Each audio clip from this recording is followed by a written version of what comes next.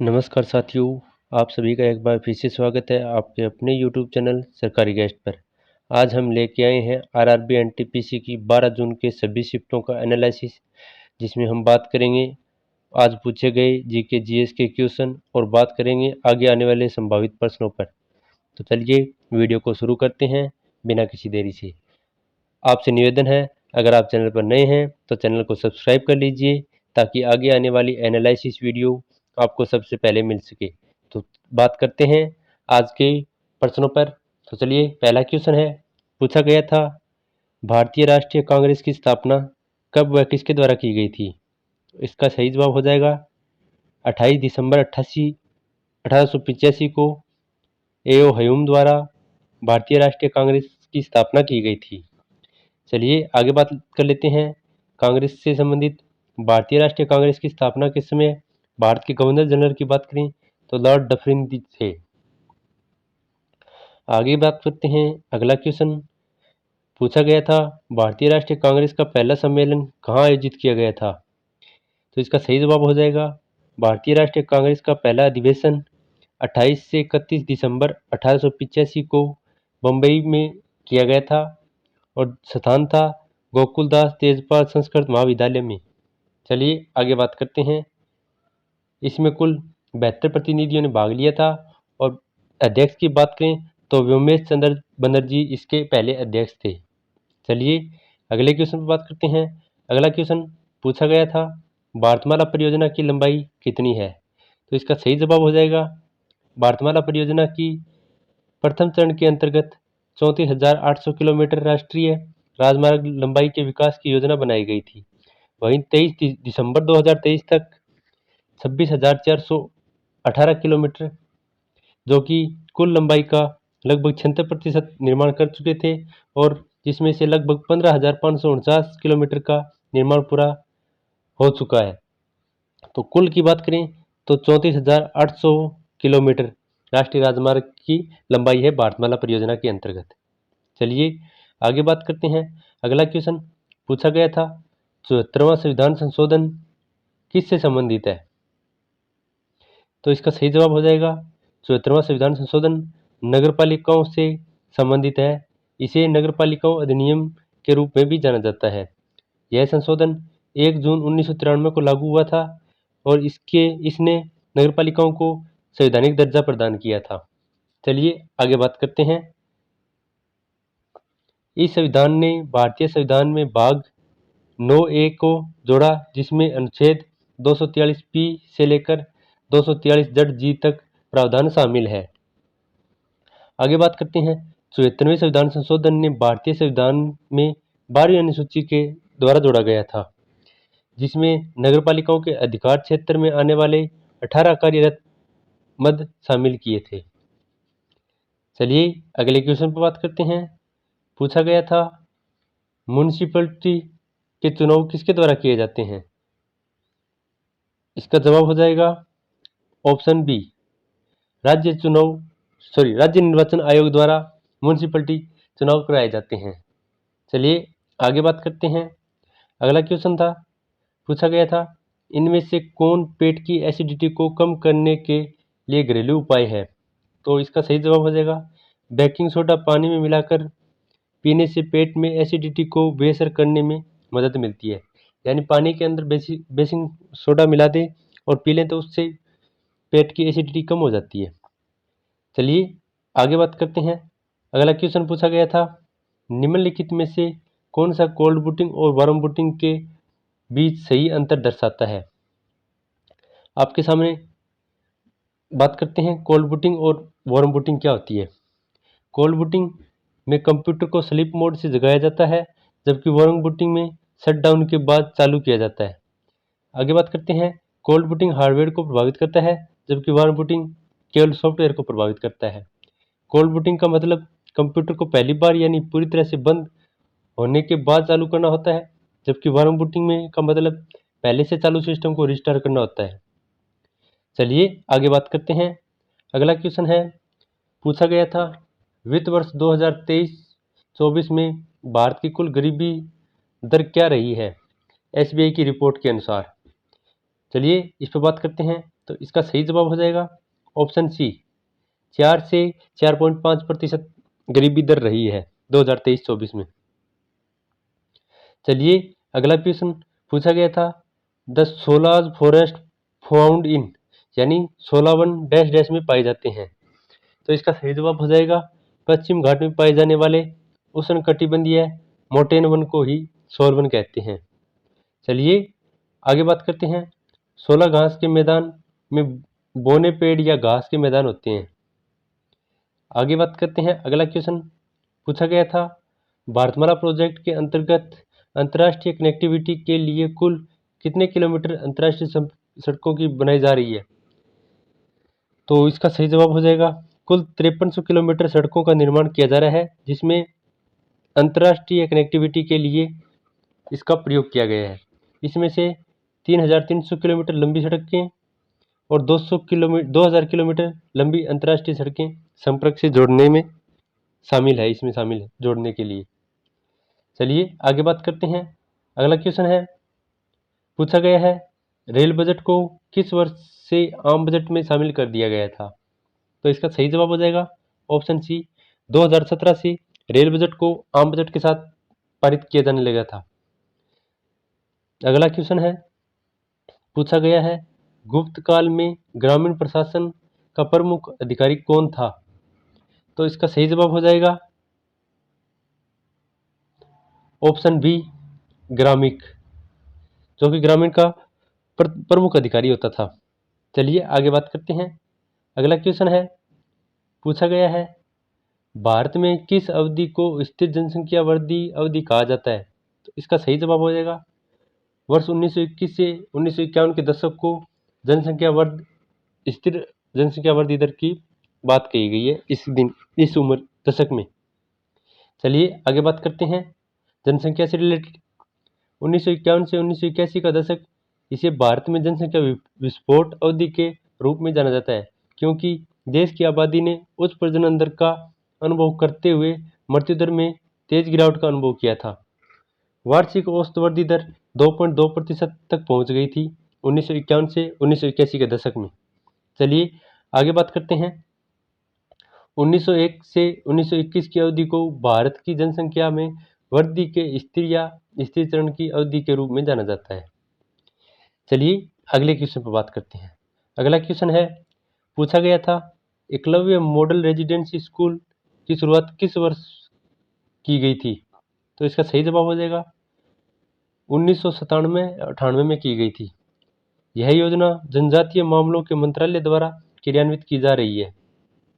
चलिए अगला क्वेश्चन पर बात करते हैं, अगला प्रश्न है, पूछा गया था, प्रधानमंत्री नरेंद्र मोदी ने नवंबर 2024 में 17 साल बाद किस पश्चिमी अफ्रीका देश की यात्रा की थी। तो इसका सही जवाब हो जाएगा नाइजीरिया की यात्रा की थी 17 साल बाद नवंबर 2024 में। चलिए अगले क्वेश्चन पर बात करते हैं, अगला प्रश्न है, पूछा गया था, स्वयं सिद्ध मिशन 4 जिसे एक्जियोमो 4 पर अंतर्राष्ट्रीय अंतरिक्ष स्टेशन की यात्रा करने वाले पहले भारतीय यात्री कौन है। तो इसका सही जवाब हो जाएगा शुभांशु शुक्ला, जिन्होंने स्वयं सिद्धि मिशन की यात्रा की है। चलिए आगे बात करते हैं, अगला क्वेश्चन है, पूछा गया था, 2024 के लिए भारत की शिशु मृत्यु दर कितनी है। तो इसका सही जवाब हो जाएगा 25.8% मौतें हुई है। यह 2023 में प्रति 1000 जीवित जन्म पर 26.6% मौतें कम है 2024 से। चलिए आगे बात करते हैं, आगे है कुछ और इससे रिलेटेड क्वेश्चन है।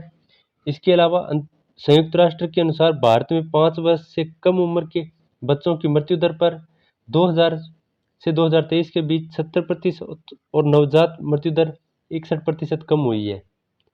चलिए आगे बात करते हैं, अगला क्वेश्चन है, पूछा गया है, भारतीय संविधान की कौन सी अनुसूची आदिवासी क्षेत्रों के प्रशासन को संबोधित करती है और इससे आदिवासी अदालतों के गठन से संबंधित प्रावधान शामिल है। तो यह अनुसूची जो कि 5वीं और 6ठी में इस पर बात की गई है, जिसमें आदिवासी क्षेत्र के प्रशासन और अनुसूचियों के अधिकारों से संबंधित है। चलिए आगे बात करते हैं। छठी अनुसूची जो कि असम, मेघालय, त्रिपुरा और मिजोरम राज्यों में जनजातीय क्षेत्रों के प्रशासन से संबंधित है। चलिए आगे बात करते हैं। अगला क्वेश्चन है कंप्यूटर से रिलेटेड है, पूछा गया है ऑपरेटिंग सिस्टम में कर्नेल का मुख्य कार्य क्या होता है। यह सेकंड शिफ्ट का क्वेश्चन है, यहाँ से सेकंड शिफ्ट स्टार्ट हो जाती है। चलिए बात करते हैं कर्नल पर। ऑपरेटिंग सिस्टम में कर्नल एक विशेष प्रकार का सॉफ्टवेयर होता है जो कंप्यूटर के हार्डवेयर और सॉफ्टवेयर के बीच इंटरफेस के रूप में कार्य करता है। चलिए आगे बात करते हैं।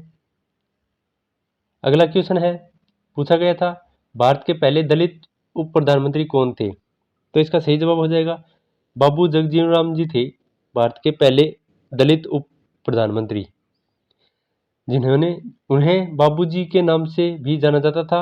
उन्होंने भारत के उप मुख्यमंत्री के रूप में 24 जनवरी 1979 से 28 जुलाई 1979 तक कार्य किया था। चलिए आगे बात करते हैं। अगर वीडियो पसंद आ रही है तो वीडियो को लाइक करें और चैनल को सब्सक्राइब करें और साथ ही साथ अपने दोस्तों को भी शेयर कर दें। चलिए बात करते हैं अगले क्वेश्चन पर। अगला क्वेश्चन है नुआखाई त्यौहार कब शुरू होता है। चलिए इसका जवाब हो जाएगा नुआखाई एक कृषि त्यौहार है जो मुख्य रूप से भारत के पश्चिम यानी उड़ीसा के लोगों द्वारा मनाया जाता है। नुआखाई मौसम के नए चावल का स्वागत करने के लिए मनाया जाता है। कैलेंडर के अनुसार यह भाद्रपद या अगस्त सितंबर महीने के चंद्र पखवाड़े की यानी पंचम तिथि को मनाया जाता है, जो गणेश चतुर्थी त्यौहार के अगले दिन होता है। चलिए आगे बात करते हैं। अगला क्वेश्चन है, पूछा गया था बाबरनामा पुस्तक किसके द्वारा लिखा गया था। तो इसका सही जवाब हो जाएगा बाबरनामा पुस्तक जो मुगल सम्राट बाबर की आत्मकथा है, स्वयं बाबर के द्वारा तुर्की भाषा में लिखी गई थी। इसे तुजुक ए बाबरी के नाम से भी जाना जाता है। चलिए आगे कुछ और बात करते हैं, जैसे कि अब्दुल रहीम खान खाना ने तुजुक ए बाबरी का फारसी भाषा में अनुवाद किया था। चलिए अगला क्वेश्चन है, पूछा गया था साइंस से रिलेटेड है, गति का विम्य सूत्र पूछा गया था। गति का ऐसा ही मात्रक यूनिट मीटर प्रति सेकंड होता है, जिसका विम्य सूत्र था L1T1। L1 माइनस T1 इसका विम्य सूत्र हो जाएगा, ये याद रखना। चलिए आगे बात करते हैं। अगला क्वेश्चन है, पूछा गया था रणथंभौर राष्ट्रीय उद्यान किस राज्य में स्थित है। तो इसका सही जवाब हो जाएगा राजस्थान में रणथंभौर राष्ट्रीय उद्यान स्थित है। चलिए अगले क्वेश्चन पर बात करते हैं। अगला क्वेश्चन है कुचिपुड़ी किस राज्य का शास्त्रीय नृत्य है। तो इसका सही जवाब हो जाएगा आंध्र प्रदेश का। भारत में 8 शास्त्रीय नृत्य हैं जिन्हें संगीत नाटक अकादमी द्वारा मान्यता प्राप्त है। इन शास्त्रीय नृत्यों में भरतनाट्यम, कथकली, मोहिनीअट्टम, कथक, मणिपुरी, कुचिपुड़ी, ओडिशा और सत्रिय ये शामिल है। टोटल 8 है। चलिए आगे बात करते हैं। अगला क्वेश्चन है पॉलिटी से संबंधित है, पूछा गया है अनुच्छेद 72 में क्या है। तो इसका सही जवाब हो जाएगा अनुच्छेद 72 में भारत के राष्ट्रपति को क्षमा देने यानी सजा को कम करने या निलंबित करने की शक्ति प्रदान है, आर्टिकल 72 के अनुसार। चलिए आगे बात करते हैं। अगला क्वेश्चन है, पूछा गया था कंप्यूटर का क्वेश्चन है MS पॉइंट में टैब की का प्रयोग मुख्य रूप से किसके लिए किया जाता है। तो इसका जवाब हो जाएगा मुख्य रूप से टेक्स्ट को इंडेंट करने, स्लाइड पर ऑब्जेक्ट के बीच नेविगेशन करने तथा तालिका सेल के अंदर टेक्स्ट को इंडेंट करने के लिए किया जाता है। चलिए आगे बात करते हैं। अगला क्वेश्चन है, पूछा गया है नगरों में नगर की सफाई करना, 2 पानी के पीने की व्यवस्था करना, सड़क बनाने तथा उसकी मरम्मत करना, सड़कों एवं गलियों में रोशनी का प्रबंध करना किसका कार्य है। तो यह जवाब हो जाएगा नगर निगम का यह कार्य है, चारों के चारों। चलिए आगे बात करते हैं। अगला क्वेश्चन है, पूछा गया था जमीन जमीन संपत्ति से जुड़े मामले कौन देखता है। इसका सही जवाब हो जाएगा दीवानी न्यायालय, फौजदारी या राजस्व न्यायालय। यह रिपोर्ट देखता है, जमीन से जुड़े मामले देखता है। संपत्ति और जमीन के रिकॉर्ड को दस्तावेज का प्रबंधन रख रखाव राज्य सरकार के राजस्व विभाग द्वारा किया जाता है। यह जानकारी जमीन की बिक्री या खरीदारी से संबंधित मामलों में मदद करता है। चलिए आगे बात करते हैं, कुछ और रिलेटेड टॉपिक है इस पर। भारत में संपत्ति विवाद का निपटारा आमतौर पर सिविल अदालतों में किया जाता है, जिसमें जिला न्यायालय और उच्च न्यायालय शामिल है तथा सर्वोच्च न्यायालय में अपील की संभावना होती है। चलिए अगले क्वेश्चन पर बात करते हैं। पूछा गया था, कौन सा राज्य तटीय सीमा नहीं बनाता है? राजस्थान, गुजरात, आंध्र प्रदेश, उड़ीसा। तो इसका सही जवाब हो जाएगा राजस्थान तटीय सीमा नहीं बनाता है, जबकि गुजरात बनाता है, आंध्र प्रदेश बनाता है और उड़ीसा बनाता है। चलिए अगले क्वेश्चन पर बात करते हैं। यह एनटीपीसी फर्स्ट शिफ्ट का क्वेश्चन था। चलिए आगे बात करते हैं। कुछ मैथ के क्वेश्चन थे जो स्टूडेंटों के द्वारा भेजे गए थे।